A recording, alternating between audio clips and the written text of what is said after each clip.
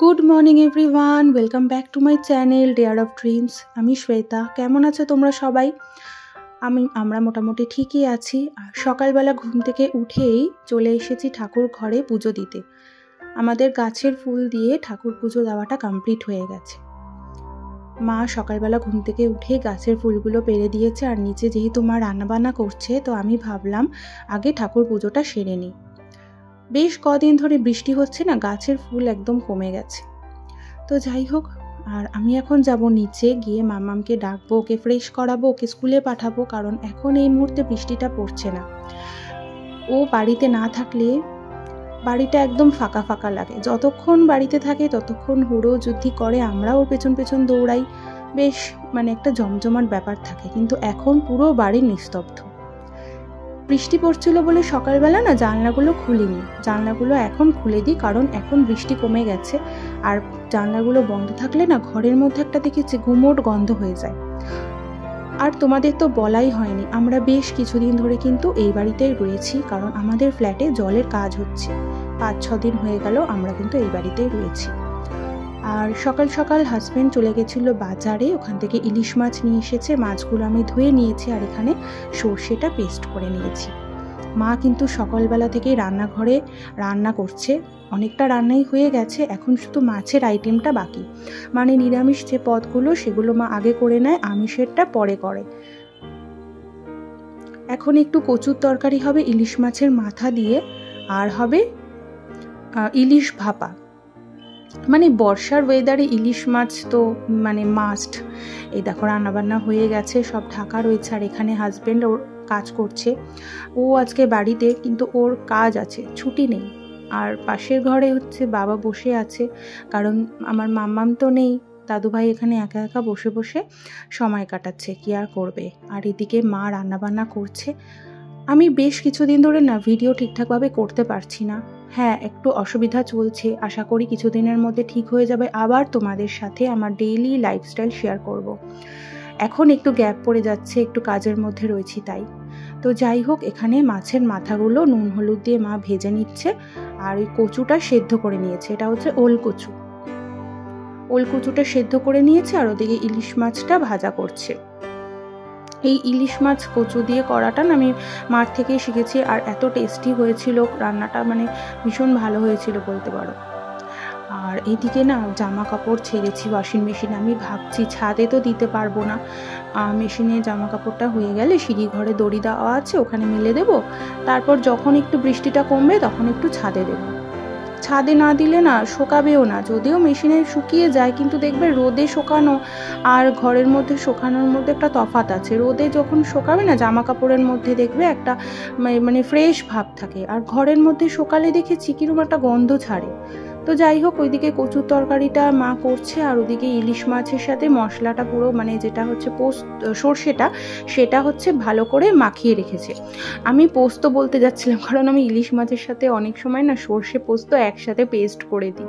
তো যাই হোক, এখানে রান্না করছে। আর আজকে জানো তো কল মিস্ত্রি আসবে, এই কলগুলোর পরিষ্কার করবে। ওই জন্য ওই দিকের কলটা ছাড়া রয়েছে, ওই জলটা বলেছে ফেলে দিতে। আর এখানে মাছটাও রান্না হয়ে গেছে, দেখতে যেমন টেস্টি হয়েছিল, খেতেও টেস্টি হয়েছিল। আর এদিকে কচুর তরকারি হয়ে গেছে, সব আলাদা আলাদা বাটিতেও বাড়া হয়ে গেছে। আর এইখানে রয়েছে কলমি শাক ভাজা, আর একটা তরকারি করেছে ঝিঙে দিয়ে, কলমি শাকের ডাঁটি দিয়ে, অনেক আইটেম ছিল। আর আমি এখানে এখন রান্না করতে বসেছি মামামের মাছের ঝোল। ওটা সবজি দিয়ে একদম পাতলা করে ইলিশ মাছের ঝোল হবে। আর দাঁড়াও, তোমাদেরকে একটা জিনিস দেখাই। দেখতে পাচ্ছ কি নোংরা বেরোচ্ছে, পুরো একদম কোল্ড ড্রিঙ্কসের কালারের মতো কালো। এইটা কোল্ড ড্রিঙ্কস নয়, যদিও এটা কল পরিষ্কার করছে, কলের যে পাইপগুলো সেগুলো জাম হয়ে গেছে, এত কম জল আসছে, তাই জন্য লোক এসেছে এগুলোকে পরিষ্কার করতে। ভাবো, ঘর বাড়ি থাকলে হবে না, ওগুলোকে আবার মেনটেনেন্স করতে অনেক হ্যাপা।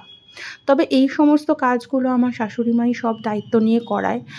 বলতে পারো পুরো বাড়ি মেনটেনেন্স কিন্তু আমার শাশুড়ি মায়ের কাঁধে। বাবা কিন্তু এগুলোর প্রতি ফিরেও তাকায় না, মাই সমস্ত দায়িত্ব নিয়ে করায়। আর এই যে কথা বলতে বলতে নিচে এসেছি, আর মাম্মাম চলে এসেছে। আর দেখো না, আজকে ওদের স্কুলে রাখি সেলিব্রেশন হয়েছে, মাম্মামের হাতে রাখি পরিয়ে দিয়েছে। আর ওকে বলছে ঘরে আসো, ও বাইরে থেকে আমার সাথে কথা বলছে। দেখো রাখি পড়েছে তো এই প্রথমবার, এত মজা পেয়েছে, ভাবছে এটা কি না কি।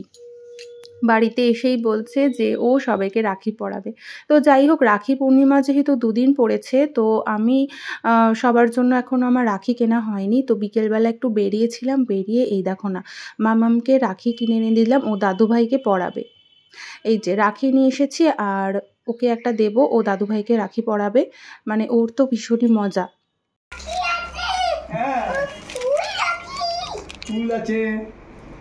খুলে দাও তো। তুমি পড়াবে।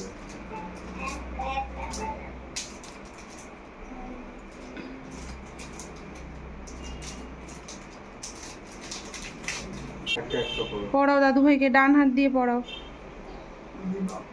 হাতের যন্ত্রটা রাখো। পড়াও দাদুভাইকে, ডান হাতে পড়াও রাখিটা, রাইট হ্যান্ডে পড়াও। দাদু সোনা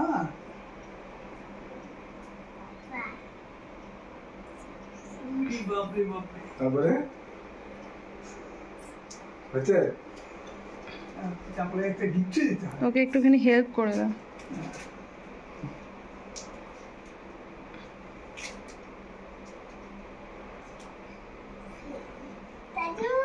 দাদু সোনা সোনা বাহ আচ্ছা রাখি পরিয়েছে দাদুকে? হ্যাঁ ঠিক আছে।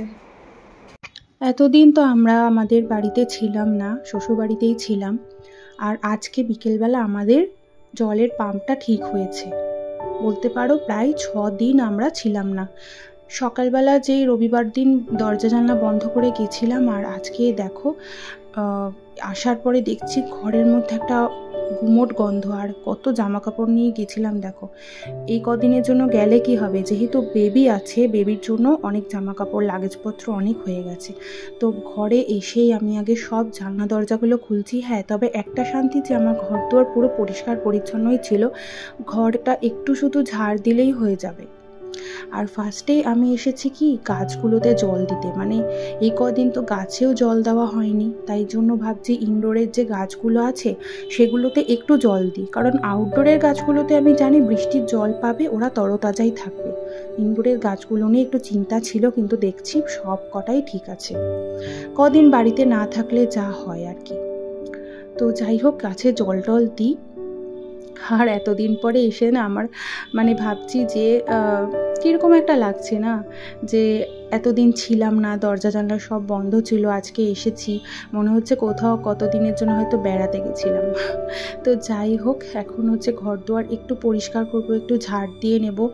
মামামের খেলনাপত্র যেরকমভাবে ছড়ানো ছিল 2-1টা মাটিতে সেই অবস্থাতেই রয়েছে। আর এই যে গাছটা দেখছো, এইটাকে একটু জল দিতে হবে, এটা ভালোভাবে জল দিলে, এই গাছটা দেখেছি বাইরে রেখে গেলেই ভালো হতো, কিন্তু আশা করি এটা ঠিক হয়ে যাবে। তো যাই হোক, আজকের ভিডিওটা এই অবধিই রাখছি। যদি কিছু ভালো লেগে থাকে অবশ্যই একটা লাইক আর কমেন্ট করে দিও।